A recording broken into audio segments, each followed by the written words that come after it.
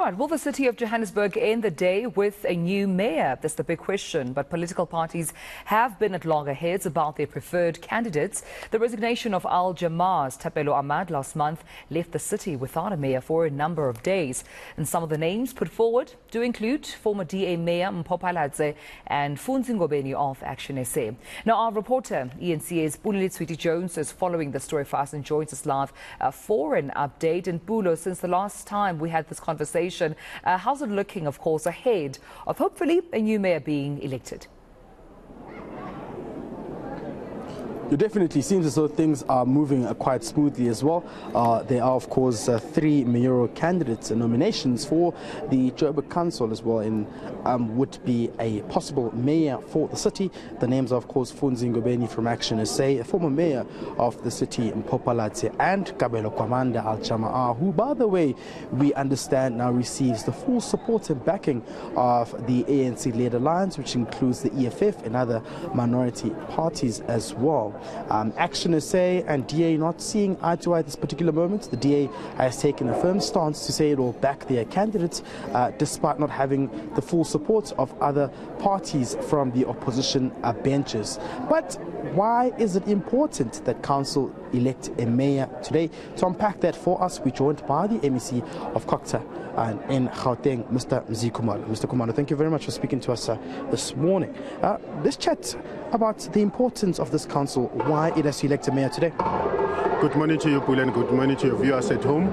It is important for the council to elect this mayor this morning because the period that we are in is determined by the law, is that the executive mayor should lead the process of determining the needs of the people of this particular city. How do you do that? The first thing is that a draft budget would have been presented to council and adopted by council, and draft IDP should also be presented for adoption by council. And the next process is that those 2 documents must then be consulted with communities, all wards in the city, as such culminating on the adoption of the real budget in the month of June. Now, if the process is such that we don't have the executive mayor, it is impacting negatively on that particular process, because that process can only be led by the executive mayor and members of the mayoral committee. And we know that when the executive mayor resigned, consequentially,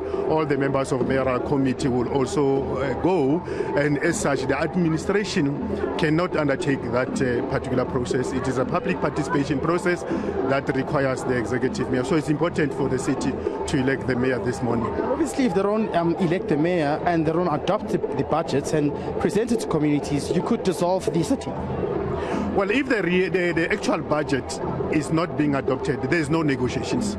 The law demands that we should dissolve that particular municipality, and that's the warning we want to send to the councillors of the city itself, that don't put us to that situation, because I said, and I will continue to say, that our work is to support municipalities, and part of our support is to make sure that municipalities succeed in their work rather than focusing on issues of dissolutions. We don't want to go there. Just lastly, the issue of caucus breaks, it's disturbing. It's delaying a lot of items that should be presented in council, but also service delivery at large. Is this something you're looking at regulating when having these speakers meetings as well?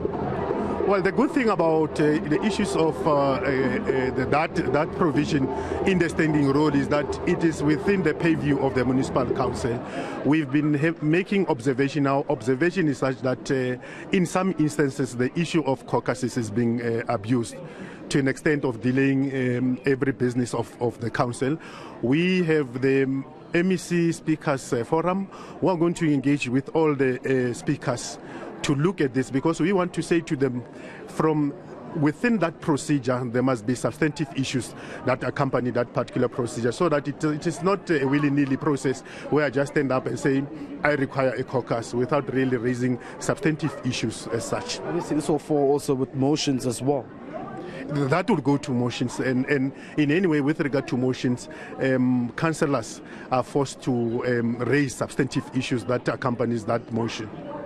Thank you very much. That's the Kokta MEC Mzi Kumalo speaking to us this morning regarding what are some of the procedures that will be followed thereof in terms of regulating these caucus breaks and, of course, motions, but also to say that this council should elect a mayor because it's quite important when having to speak to the issue of the draft budget that has to be presented to the communities by the mayor of the city.